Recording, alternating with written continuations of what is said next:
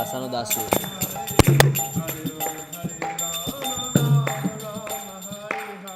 Hare Krishna, Krishna Krishna, Hare Hare, Hare Ram, Ram Ram, Hare Hare.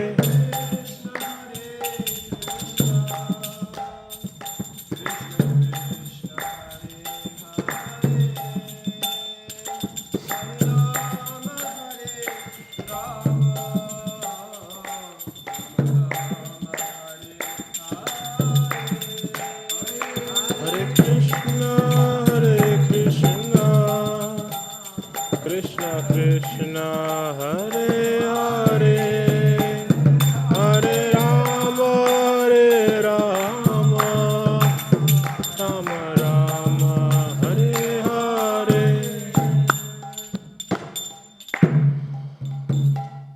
Jai Vishnupad Paramahamsa Parivrajacacharya Ashtotara Shata Shri Srimad A.C. Bhaktivedanta Swami Srila Prabhupada Ki Jai.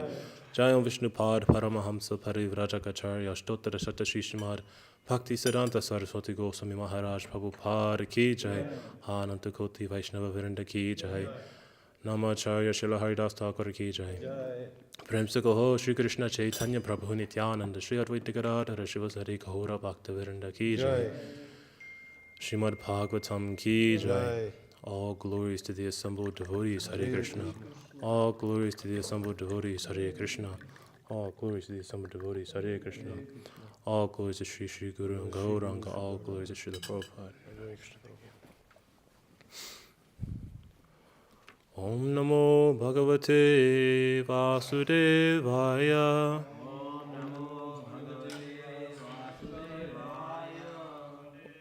Om Namo Bhagavate Vasudevaya.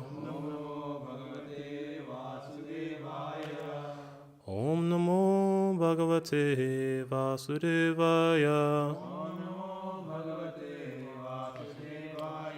Reading from Canto 3, Chapter 13, Text 12.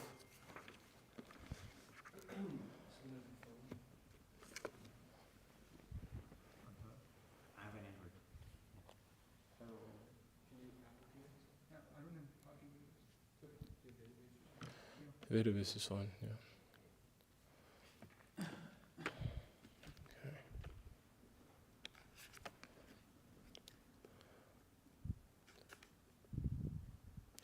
Paraṁ śuśrūṣaṇaṁ śuśrūṣaṇaṁ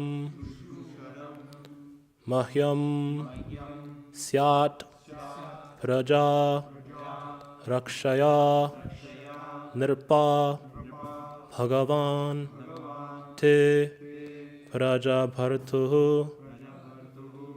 hṛṣīkeśaḥ anutuṣyati param śuśrūṣaṇaṁ mahyam param śuśrūṣaṇaṁ mahyam syāt prajā-rakṣayā nṛpa syāt prajā-rakṣayā nṛpa bhagavāṁs te prajā-bhartur bhagavāṁs te prajā-bhartur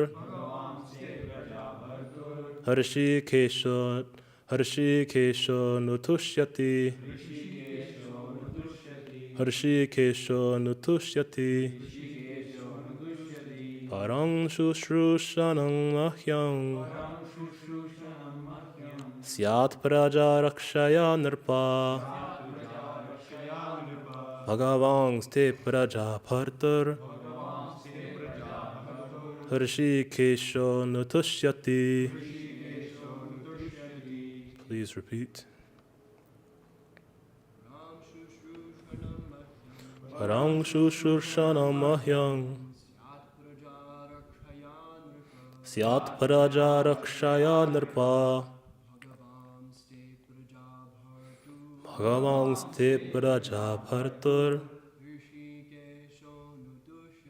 hṛṣīkeśo nutuṣyati.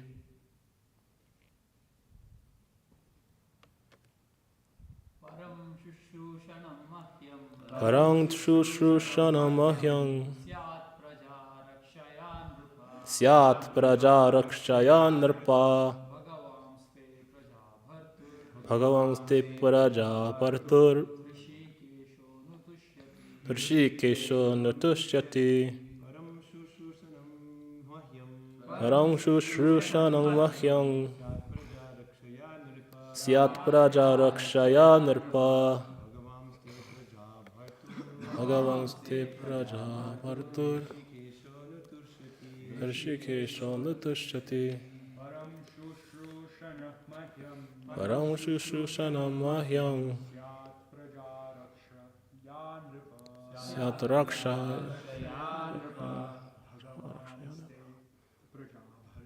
bhagavāṁs prajā-bhartur. hṛṣīkeśo nutuṣyati.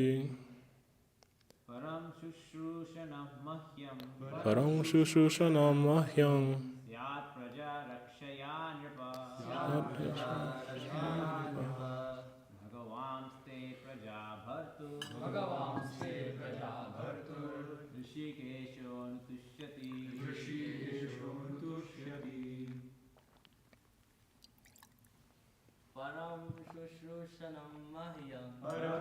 śuśrūṣaṇaṁ mahyam. syāt prajā-rakṣayā. bhagavāṁs prajā-bhartur. hṛṣīkeśo nutuṣyati. Param, the greatest. śuśrūṣaṇaṁ, devotional service. Mahyam, unto me. Syāt, should be. Prajā, the living entities born in the material world. Rakṣayā, by saving them from being spoiled. nṛpa, O King. Bhagavān, the personality of Godhead. Te, with you. prajā-bhartuḥ, with the protector of the living beings. hṛṣīkeśaḥ, the Lord of the senses. anutuṣyati, is satisfied. Translation and purport by His Divine Grace A.C. Bhaktivedanta Swami Srila Prabhupada ki jai. O King, if you can give proper protection to the living entities, living beings in the material world, that will be the best service for me. When the Supreme Lord sees you to be a good protector of the conditioned souls, certainly the master of the senses will be very pleased with you. Purport. The whole administrative system is arranged for the purpose of going back home, back to Godhead. Brahma is the representative of the Supreme Personality of Godhead, and Manu is the representative of Brahma. Similarly, all other kings on different planets of the universe are representatives of Manu. The law book for the entire human society is the Manu Samhita, which directs all living activities towards the transcendental service of the Lord. Every king, therefore, must know that his responsibility in administration is not merely to exact taxes from the citizens, but to see personally that the citizens under him are being trained in Vishnu worship. Everyone must be educated in Vishnu worship and engaged in devotional service of hṛṣīkeśo, the owner of the senses. The conditioned souls are meant not to satisfy the material senses, but to satisfy the senses of hṛṣīkeśo, the Supreme Personality of Godhead. That is the purpose of the complete administrative system.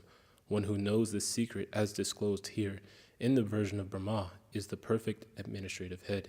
One who does not know this is a show bottle administrator.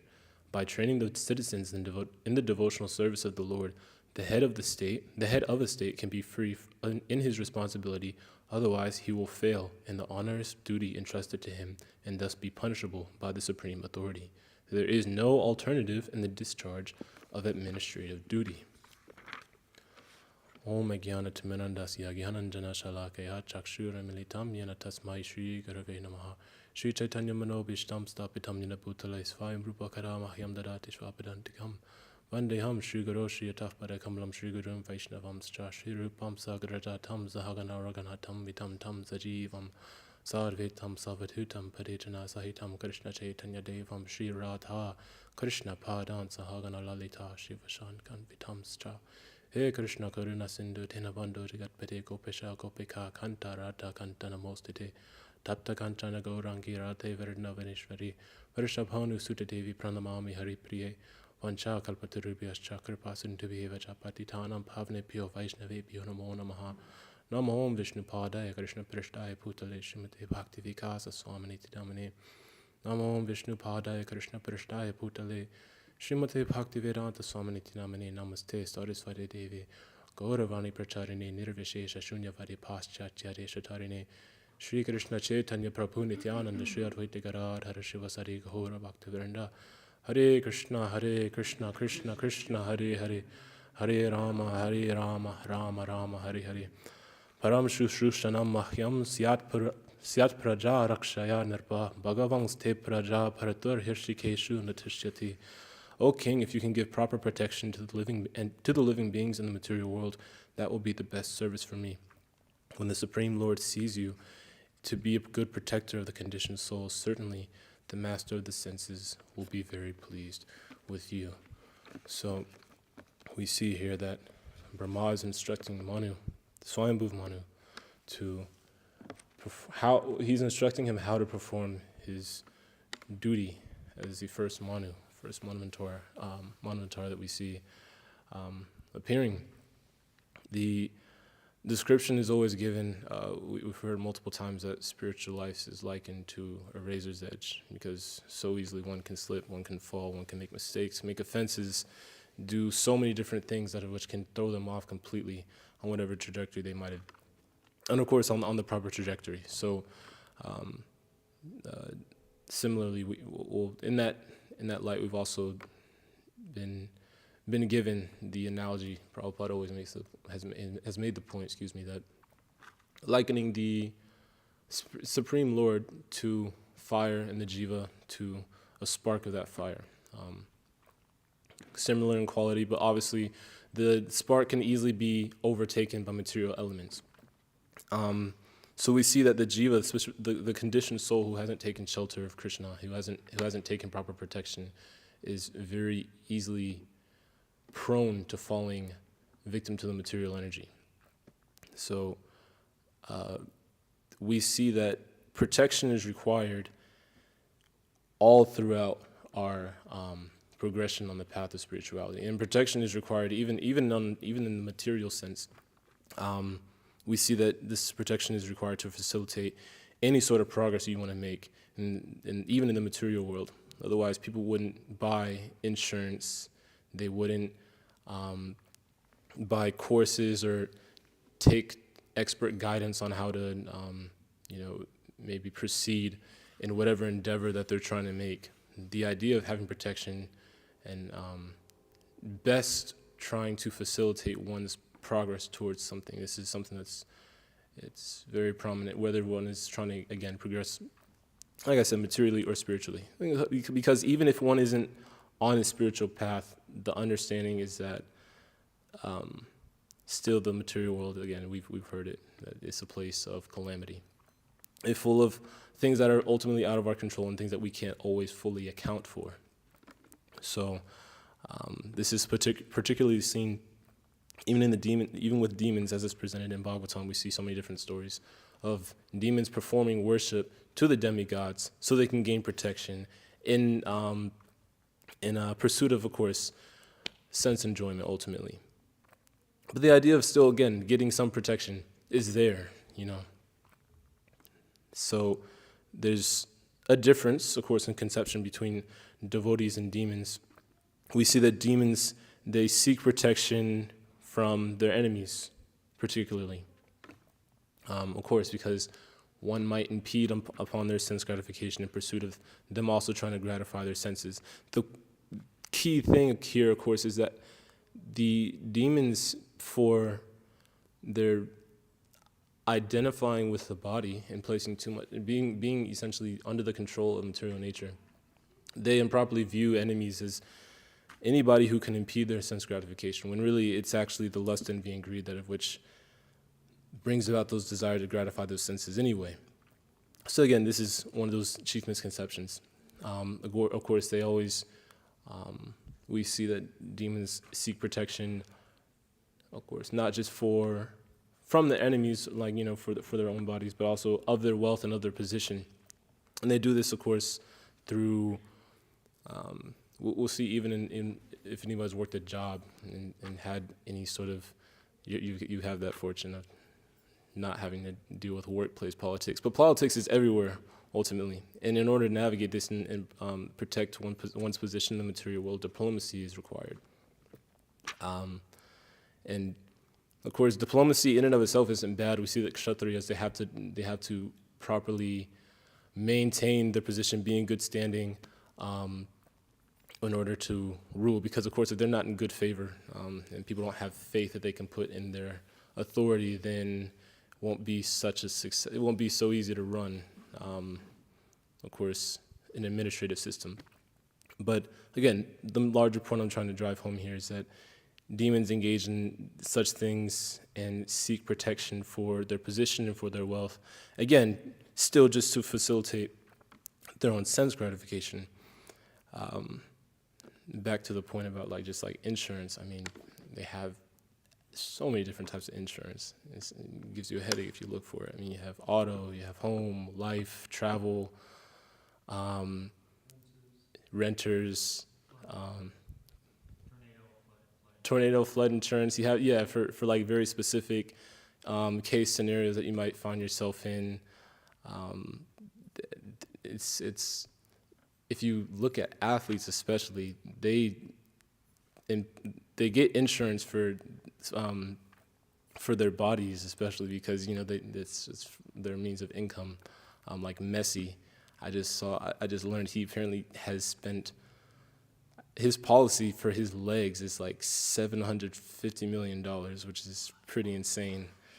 It's like, it's pretty crazy. It's like I knew like LeBron had like some crazy insurance policy, I think, for his body. It's and the list goes on. Like that's like a known thing. Like celebrities spend like a lot of money on insurance to insure whatever that particular body part is that is facilitating their I guess whatever activities that they're performing. You have singers who, again, they try to protect their voice.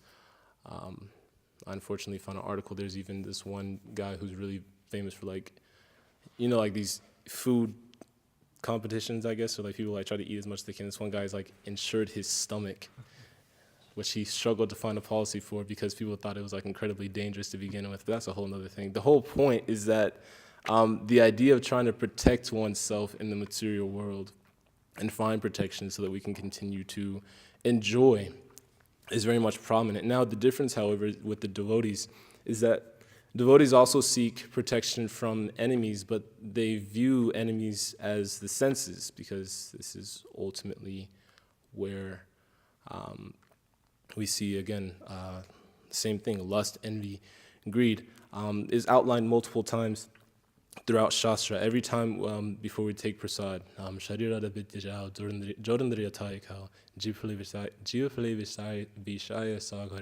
this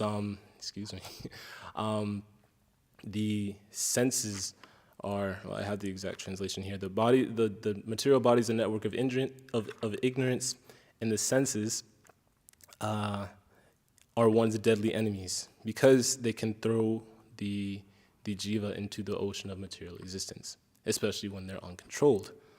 So, of course, among the senses, it's described that the tongue is the most voracious, most wicked, which is, again, for this reason why nectar of instruction starts with, of course, controlling the tongue, the belly, and the genitals, similarly. Another sense, of course, that is incredibly difficult to control is the mind. We see in multiple places in Shastra. I I couldn't find. I should have looked for the direct reference, but it's described as having God-like qualities.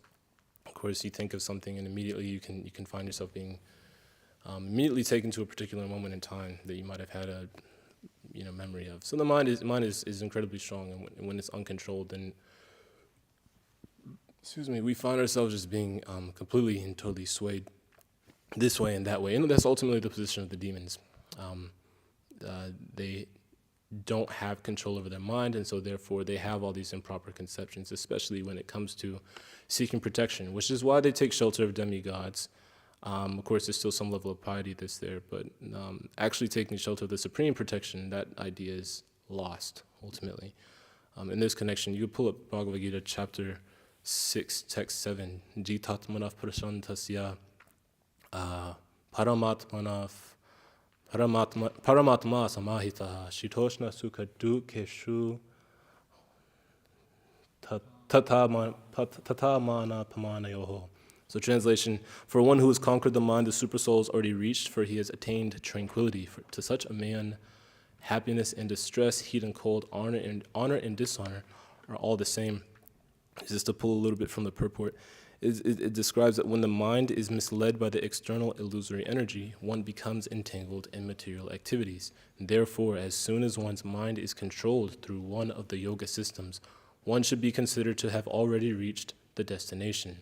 One has to abide by superior dictation. When one's mind is fixed on the superior nature, he has no alternative but to follow the dictation of the Supreme.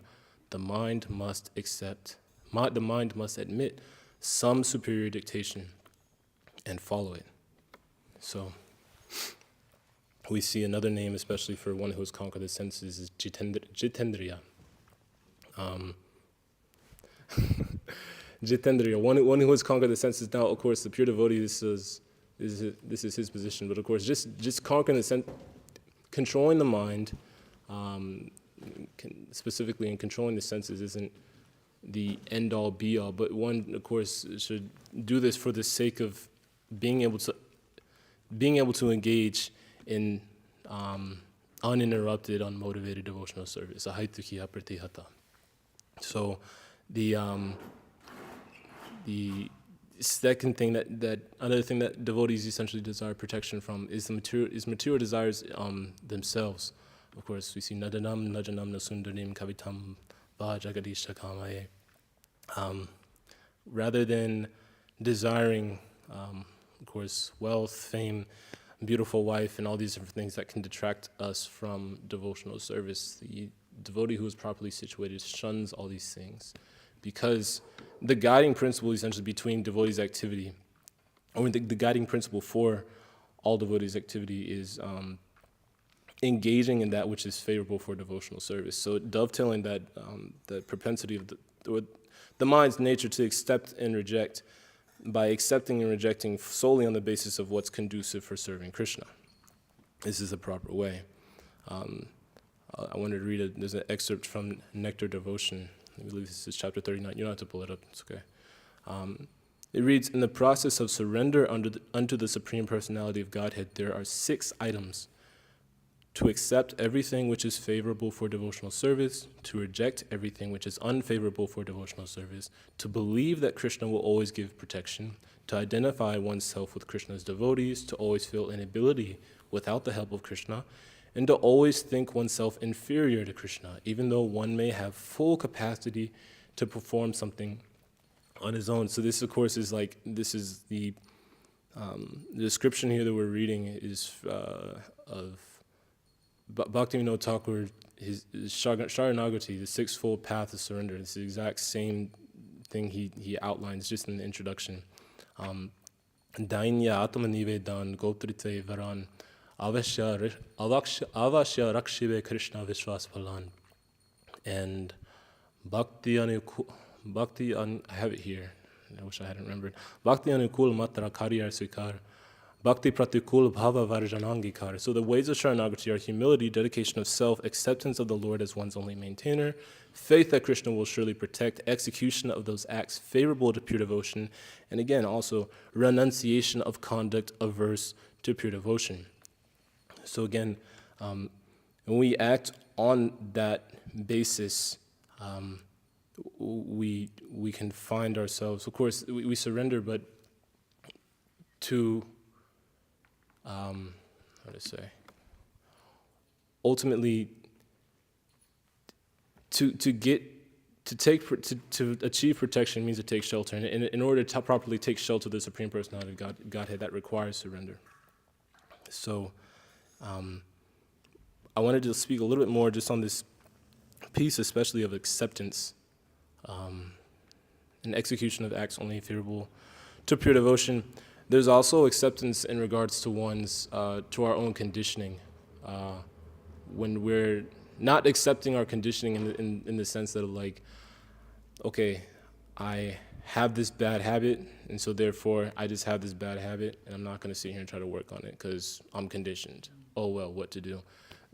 That's ultimately, you could say, in the mode of ignorance, not actually trying to put forth any sort of activity to rectify the actions of an aspiring devotee. It's when we take this mindset, we don't actually make any progress. And I can say this especially from my own experience, because I have the habit of, if I do acknowledge particularly that I have a hang-up or some sort of maladaptive behavior in devotional service, rather than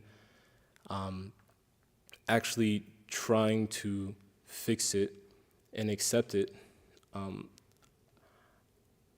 it's easier just to not necessarily pretend that it's not there, but I'll say like this.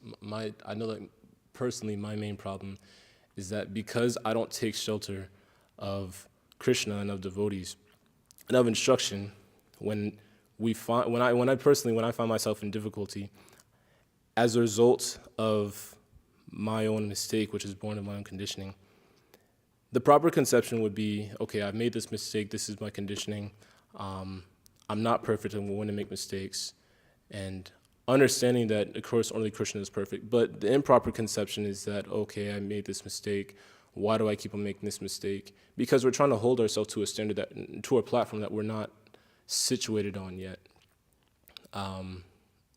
So we don't actually get purification from the situations that Krishna puts us into, and as a result, we have to continue to suffer. Like I can say for myself, like I hate, for example, if you get told, like, oh, you're spaced out or you messed up on this, and I'm thinking, well, I'm so great, I'm not spaced out. And it's like, okay, well, I'm gonna make sure they can't say that I'm spaced out again. But it's like, because I don't want to accept that that I'm not perfect and that I'm prone to making mistakes, I keep on getting put in situations where I make mistakes, and instead of taking the opportunity to actually accept the humble position, we miss the opportunity for purification if we just again take shelter of our own selves and think that, well, no, this is why actually I made the mistake, or okay, I'll make sure that it doesn't happen again so that they can't correct me. Because ultimately, the difference essentially between the two is ultimately ego and pride, unwillingness to just accept that we have done something wrong. So again, that's like a little bit of personal insight. The larger point, to kind of draw this all back in again to the idea of protection. Essentially, when we do this and when this unwillingness to accept is there's no surrender. And when there's no surrender, of course, because we have this attachment to our false ego, then we can't actually properly take protection. Take shelter of instructions and find ourselves progressing on the path of surrender to Krishna. So these are like the more subtle aspects of devotional service. I'm especially finding that I'm struggling with personally, because I have the tendency to try to take shelter of myself rather than actually, again, take shelter of instruction. So higher than posing the question of why am I continue to make these mistakes, why am I continually put in a situation where I'm being corrected, higher than that is, of course, then instead of just asking why do I continue to forget this, we should ask ourselves, well, why, how can I put myself in a situation, or how can I continue to remember Krishna always? not just wondering how we can stop forgetting our conditioning, so thinking that falsely that if we're cognizant of it, then we'll be less prone to making that mistake. It just doesn't work like that, because again, we're not perfect. We're not above these defects, unless of course you're on that platform, like the pure devotee, who of course is beyond this. But until one's on that platform, we have to take the purification, and it has to be taken properly. This is what actual humility is, you see. So with all that being said, if you look at the qualification of Swayambhuv Manu here, he is not just kshatriya, he's not just carrying out this administrative system and protecting those who are within it. He is guiding the living entities back towards that supreme protection, Krishna, of course. It's read that the whole administrative system is arranged for the purpose of going back home, back to Godhead. So we see that Swayambhuv Manu, he engages the entire system. If the administrative system is properly set up.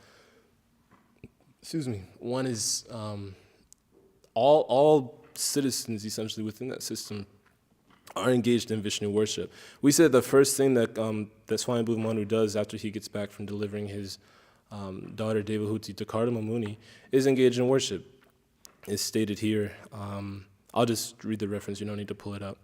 This is from Canto 3, Chapter 22, Text 31. Manu spread a seed of kushas and kashas and worshipped the Lord, the personality of Godhead, by whose grace he had obtained the rule of the terrestrial globe. So we see there's acknowledgement of the wealth that Swayambhuv Manu has. He doesn't see himself as the proprietor of all that he has. He recognizes that everything he has is a result of the Supreme Lord. Not that he worships Krishna, not that he worships Vishnu specifically for these things, but they come just as a result of taking that position of servitude. And in this, he sets the example, of course, for others who are underneath him. This is one thing specifically. Let me pull this back up. I almost lost the page. One where this, we see that the personality of God, he's referred to as hṛṣīkeśo specifically, which is significant in the verse, because he's master of the senses. And the jiva doesn't own anything, not even his senses. And we see that, of course, higher than just trying to engage in our own sense enjoyment, is actually engaging in trying to facilitate or help the Supreme Lord enjoy. I'll read from the purports directly.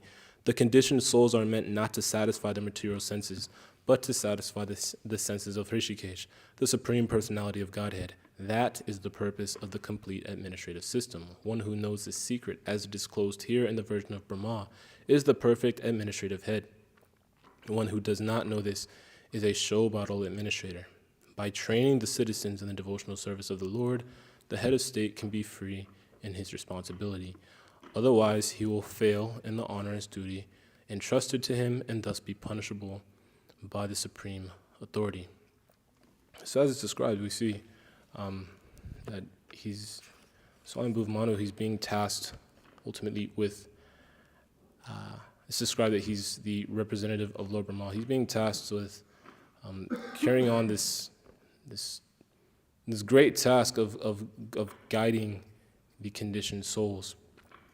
Of course, we see trying to, as we're moving on to the next big phase of Krishna life, essentially trying to go in the start of farm where it's come up multiple times, not just in Varnashram classes, but just when we get on the topic of Varnashram, how exactly will we implement this in the modern age, trying to find a way to engage everybody according to their propensity, and of course divide this, that, the other resource, and how you getting people to the farm is one thing, but then actually maintaining and keeping them there is a whole other thing. Ultimately, we can at least understand that the guiding principle must be there, that this is all for, much like how Swayam Bhuvamanu is taking this position of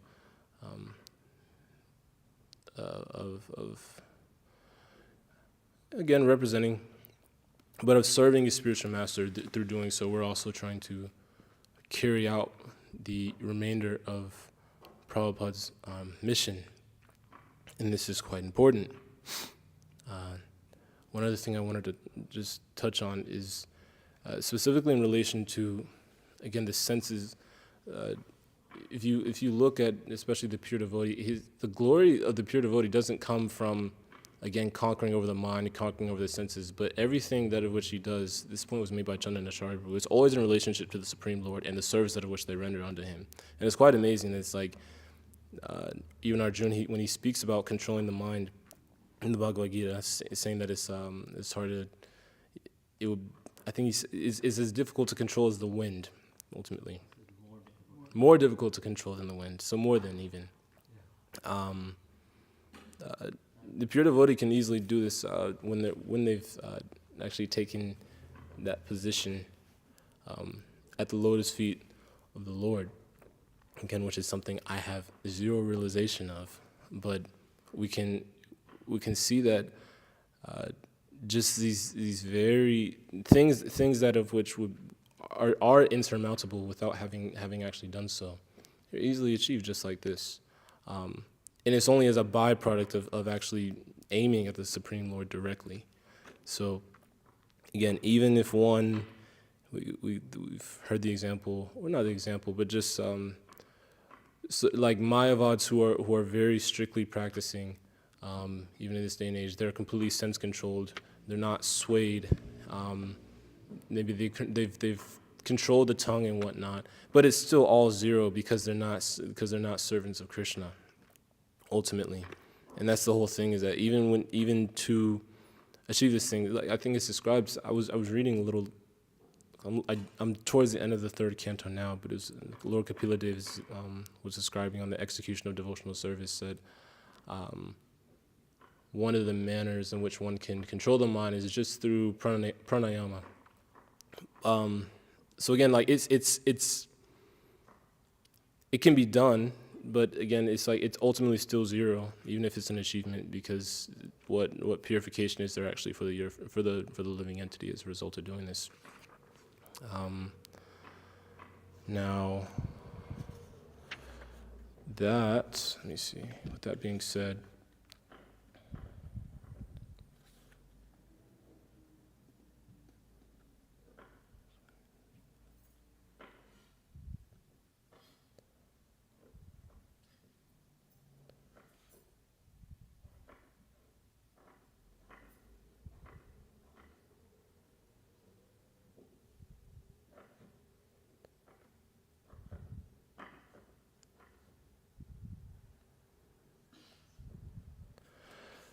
there was one other point I hadn't prepared as much on, but I did want to speak just a little bit about, was Prabhupada making the point that there's no alternative in the discharge of administrative duty. But when we read, obviously, Bhagavatam and read about how authority is supposed to act, and we look at the modern world, we see a pretty stark difference.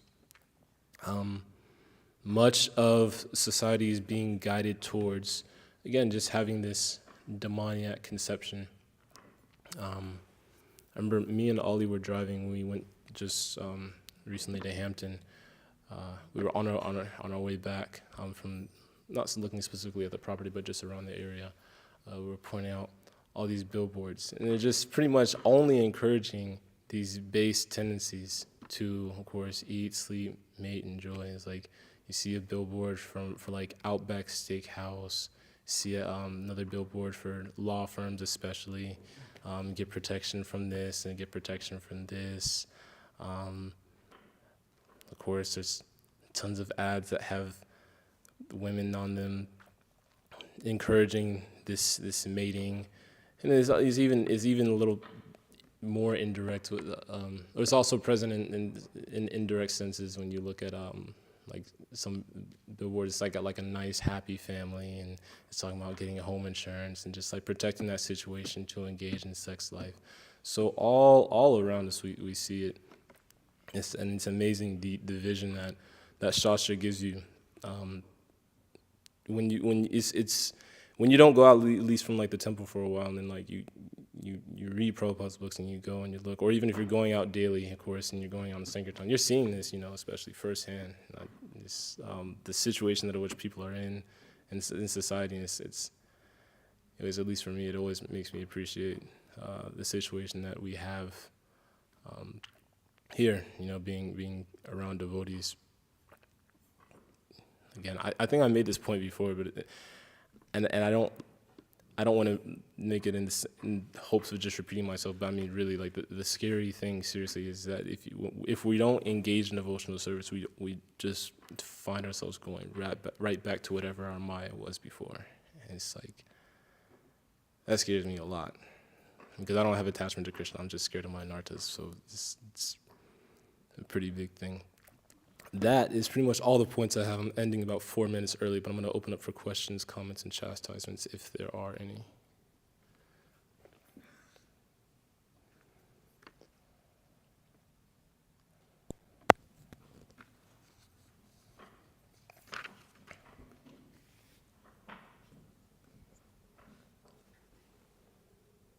Mataji? Oh, sorry.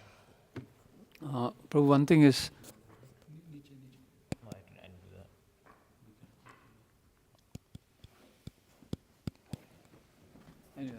It's on. It's, there's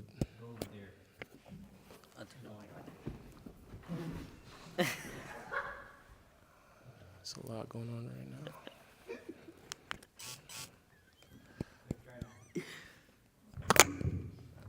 Hare Krishna. so Prabhu, you made a good point that better than controlling our senses is taking shelter of Krishna and acting like to do everything for Krishna. Better than just individually like endeavoring to control the senses, yeah. Yeah. So, I mean, would it be a fair argument to say that someone who's sense controlled, they can perform better service? And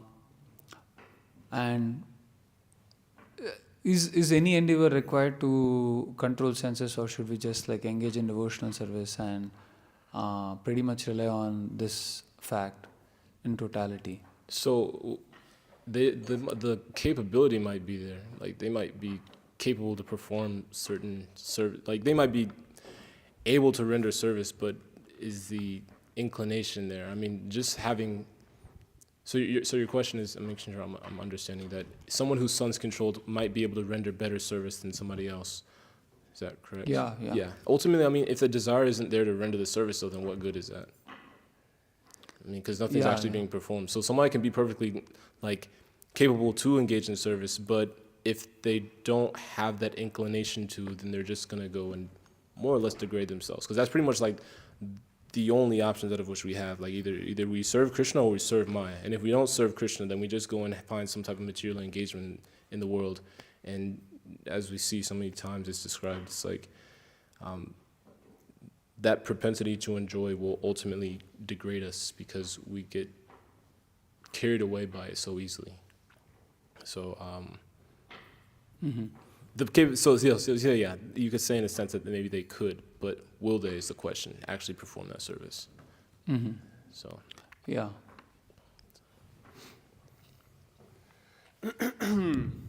There's a common, maybe I would say, misconception that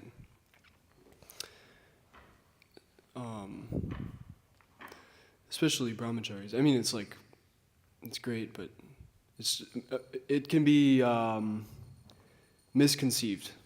The principle of atmanivedanam, of fully just giving yourself, just full throttle, full speed ahead, full charge towards the goal, and just whatever happens, I don't give a damn. I'm just going, and that's like good, but it can be misapplied because one may just eat all types of prasadam, unlimited amounts of prasadam. One might not exercise, one just like has improper posture, doesn't look after oneself, and improperly think that that is atmanivedanam, of just fully giving yourself and fully throwing your body into the fire of sankirtan and the fire of devotional service. Which in one sense, yeah, we should do that, but in another sense, we need to see the long term. And there is scope for doing things like pranayama. I'm only mentioning this because you briefly mentioned it in the class. Pranayama, controlling the mind, a separate endeavor through pranayama to control the mind in order to steady oneself, to steady one's mind, so that one can perform devotional service. That's okay. And I mean, even we see one of the, I think it was Rukmini Devi, she went to the temple of some demigod and prayed that Lord Krishna could be her husband. So she's praying to demigods for the ultimate purpose of pleasing, serving Krishna. Something funny? Yes. So yeah, there even the demigods preside over all the senses. I'm only mentioning this to make a statement, not to persuade devotees to worship demigods, but the demigods preside over all different parts of the body, all types of senses and whatnot. And we may have some bodily ailments or whatever. It might not be out of the scope of being bona fide to pray to demigods to help one in devotional service, and that we need to use this body. So we may pray to the demigods to properly align this body so that we can fully engage in Krishna's service to our full capacity. And the same thing with pranayama, how it could be a deviation. It could deviate one's mind if one just gets too absorbed and too interested in simply the bodily concept of life. But at the same time, it's good for the health.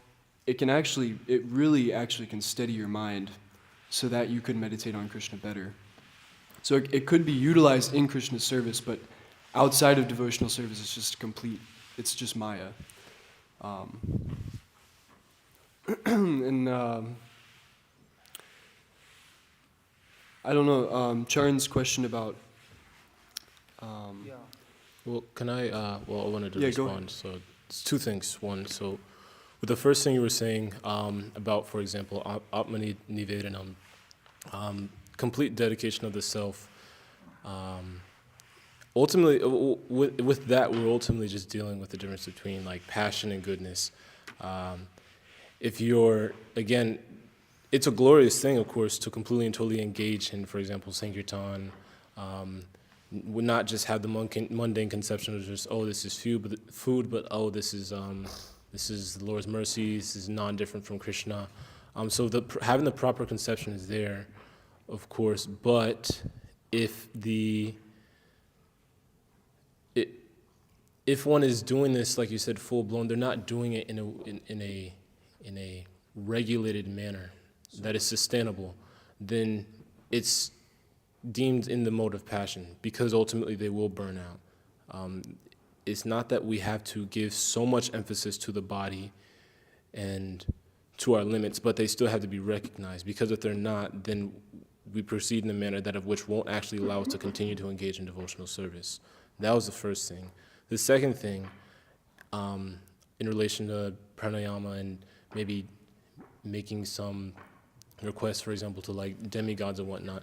Well, this is ultimately the whole thing. It's not just that we take bits and pieces from the sixfold, from Sharanagati. I mean, if you just try to dedicate yourself without humility and without actually accepting the Lord as your only maintainer and faith that Krishna will protect, then we have, for example, this improper conception of just having this mode of passion and engaging in devotional service, and then as a result, we don't renounce any of that. Also, like you see right here, one of the other points, or one of the aspects of Sharanagati is renunciation of conduct averse to pure devotion. Well, gorging yourself in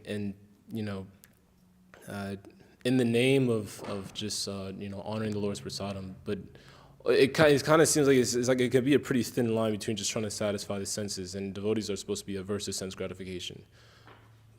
But it's in the pursuit of Atma Nivedanam. So it's like we can't just separate one. We have to look at all of what's being given here on the proper path of surrender. And if we don't, then again we have that improper conception. So we have to fully adhere to authority rather than just taking bits and pieces and then trying to apply it on our own. And then of course alongside that, applying that, but under proper authority as well. And because the Shiksha Guru, I mean, your Diksha, but because, of course, they're Shiksha Guru, like in our case, because, they're representatives of our Guru, of our spiritual master. We have direct interaction with them. They can see where we're at, and they can guide us along that path of devotional service. Now, I guess on the second point, what I wanted to say about praying, this kind of harps along the same principle point, like performing pranayama. The benefits and whatnot are there, and praying to demigods. That's a pretty dangerous thing, I'll say. Just in the sense, it's like ultimately it's stated that those who at least worship the demigods, or at least they're still in Vedic conception, but they're supposed to be elevated to worshiping Vishnu ultimately. It's not that we worship Vishnu, we worship Krishna, but we also still worship the demigods also. There might very well still be some benefit there, but then also in doing that, then we don't see that we're taking full acceptance of Krishna as our only maintainer. So that's the danger there, you see. So, definitely not recommended to worship the demigods, especially people from Indian backgrounds. It's like a huge maya. But I'm just saying, like, it's not like completely banned. There may be some scope of worshiping Vishnu through worshiping the demigods.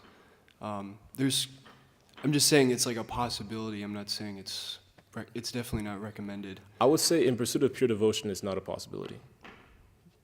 Well, I don't think because look, again, it's look. not. You're saying it's not a possibility, but Rukmini Devi herself did it. The gopis themselves did it to get Krishna as their husband. That was a family duty, to my understanding. With that, sorry, go ahead. Yeah, but that's demigod worship for the sake of pleasing Vishnu. Now, it's not. This is like a very sticky realm. Yeah, of course. To talk about, but I'm just saying it's not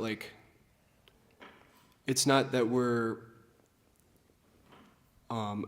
adverse to demigod worship just because it's demigod worship. We're adverse to demigod worship because most of the time people use that for their own sense gratification.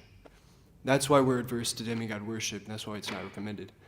But at the same time, like the gopis, Rukmini Devi, they worship demigods for the sake of pleasing Krishna. So it's like, it's not anything we should do, but I was just making the point that it's not specifically demigod worship we're adverse to.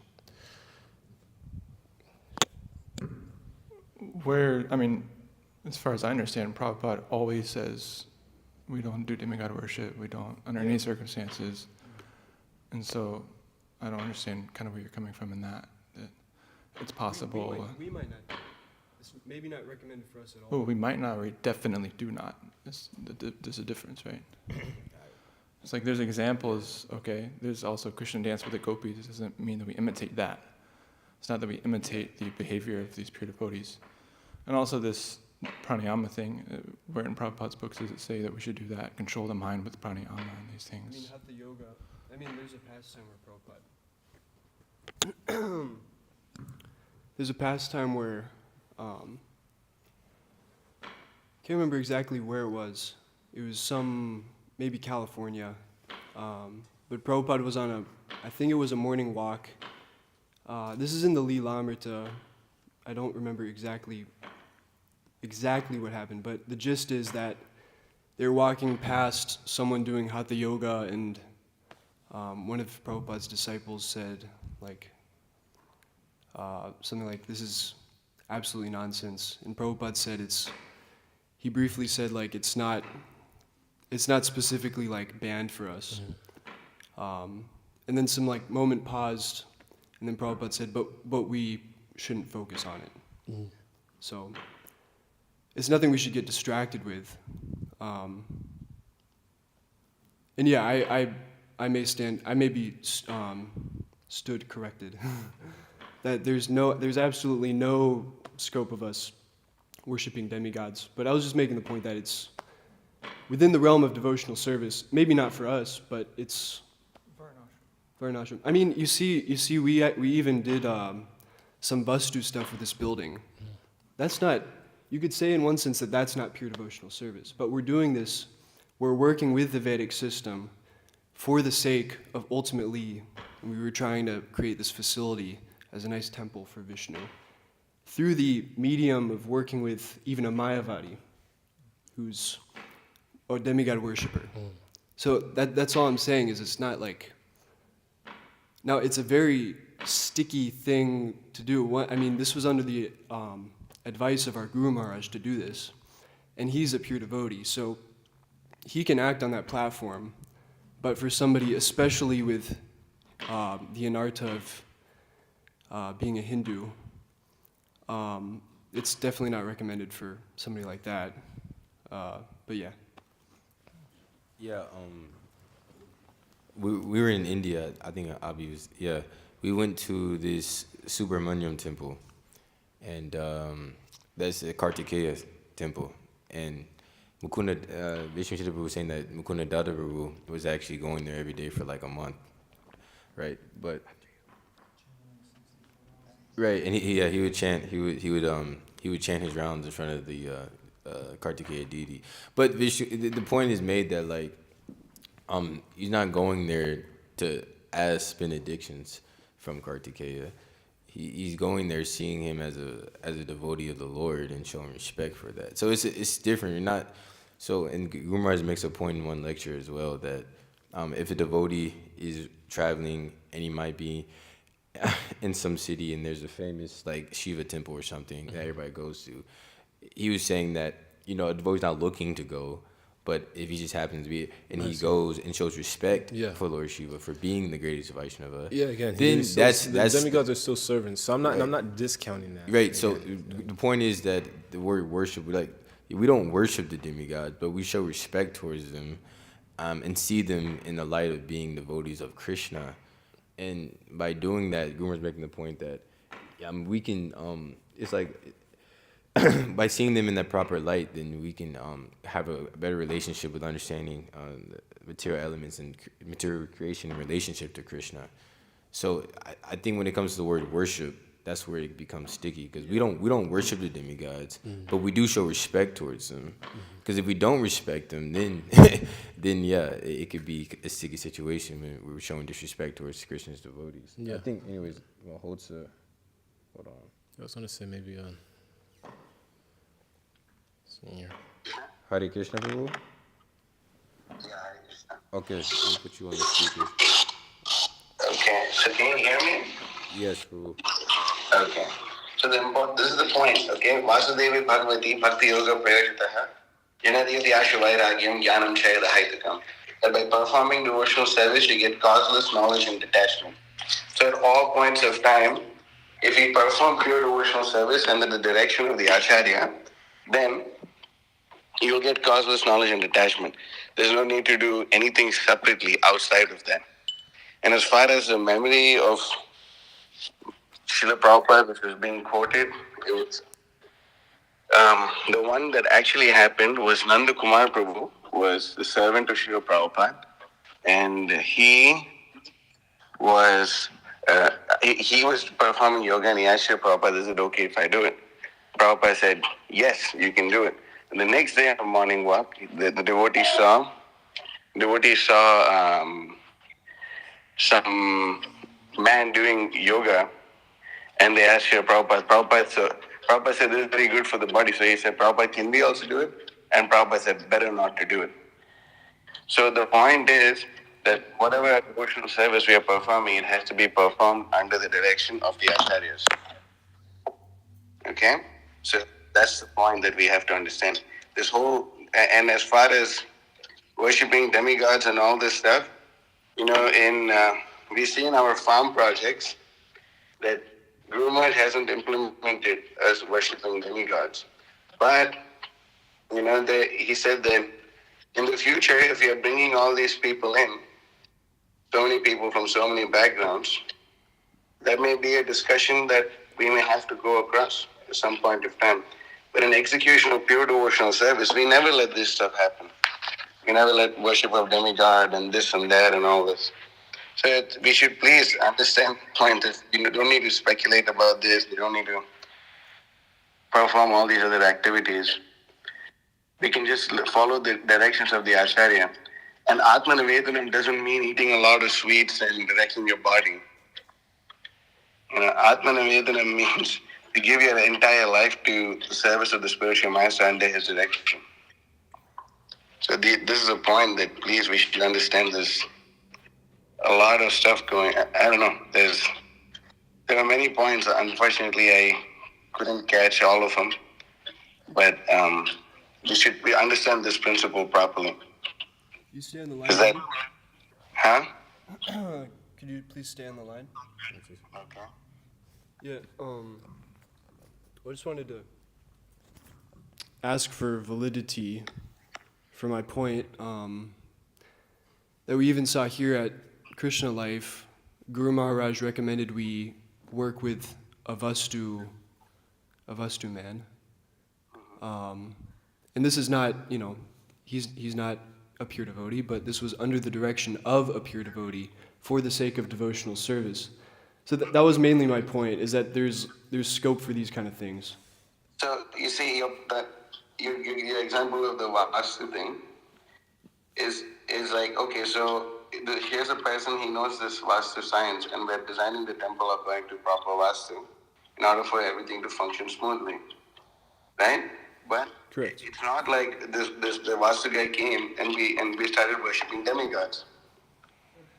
Although he may have recommended, can you do this for Shiva, can you do that for Ganesh? And we're like, no, we are Vaishnavas, we don't worship. We don't worship. Right.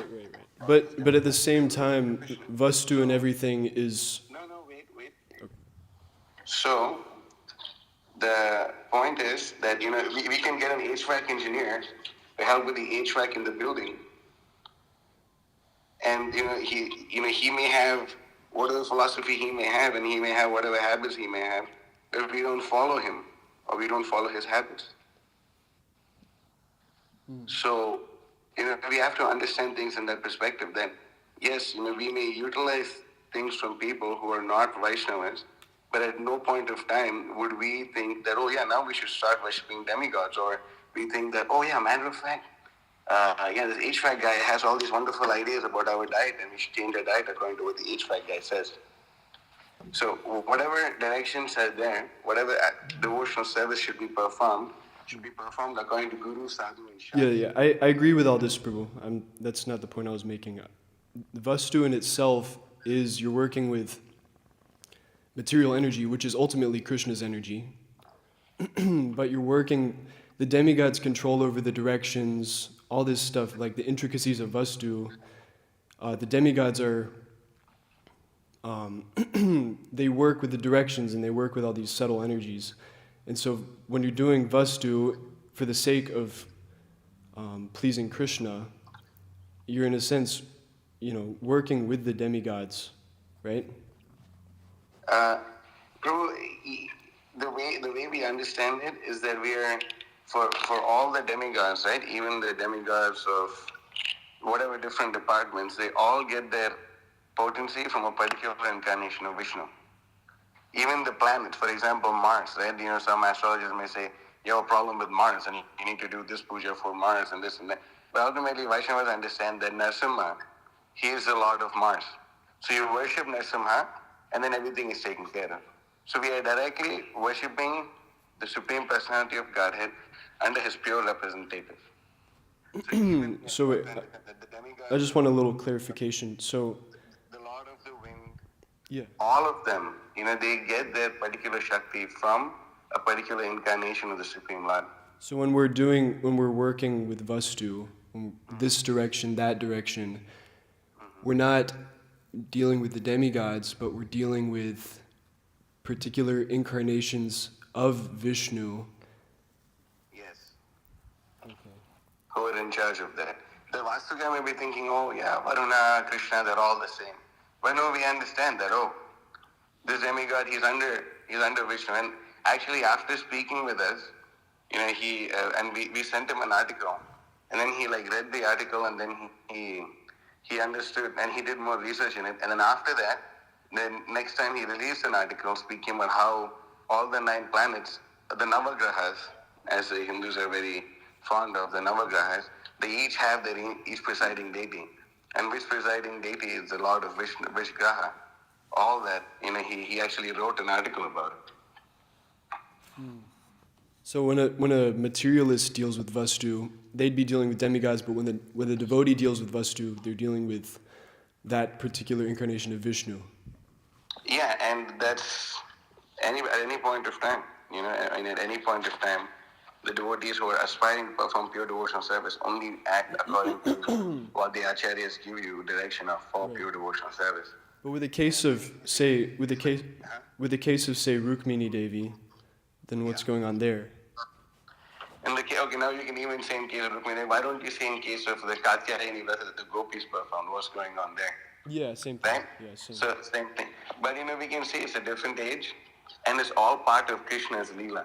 It's all part. For example, there's a pastime where Radha and Krishna, they're having their intimate pastimes, and then all of a sudden, Radharani's in-laws are going to come and catch them red-handed.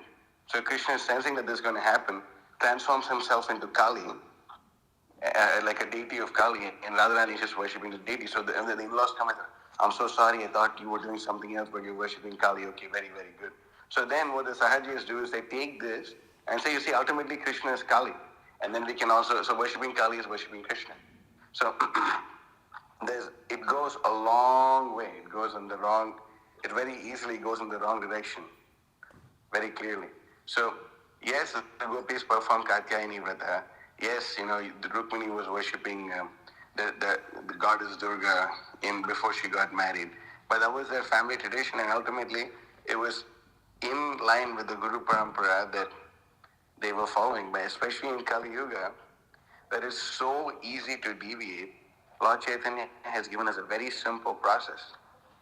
And if we simply follow this process, we'll be fine. As far as being healthy is concerned, instead of doing pranayama and this and that, Prabhupada just said, if you're regulated, and you perform all these few activities, we can see Prabhupada went on a morning walk, he did all these things.